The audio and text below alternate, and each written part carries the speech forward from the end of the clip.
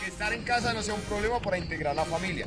Podemos hacer la siguiente rutina con nuestros padres, hermanos o madres y trabajamos la resistencia intermitente que también nos va a servir para mantener nuestra condición física. Primer trabajo, trabajamos sobre 15 segundos y descansamos sobre 15 segundos. Entonces hacemos apertura de brazos y piernas al tiempo, mantenemos durante 15 segundos la mayor cantidad de repeticiones y descansamos 15 segundos. Podemos hacerlo en reto con nuestros hermanos y padres a ver quién tiene mayor resistencia.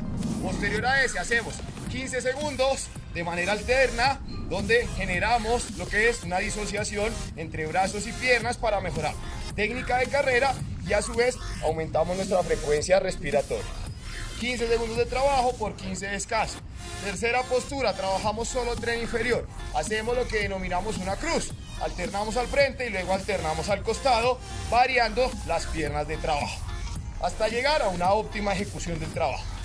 15 segundos de trabajo por 15 de recuperación. Y una última postura donde trabajamos insistencias laterales y luego desplazamiento adelante y atrás, una por una repetición, 15 segundos del trabajo por 15 de recuperación. Esto lo debemos hacer seguido y sin interrumpir las posturas hasta que completemos entre 1 minuto o 2 de trabajo según nuestro nivel cardiovascular de desarrollo.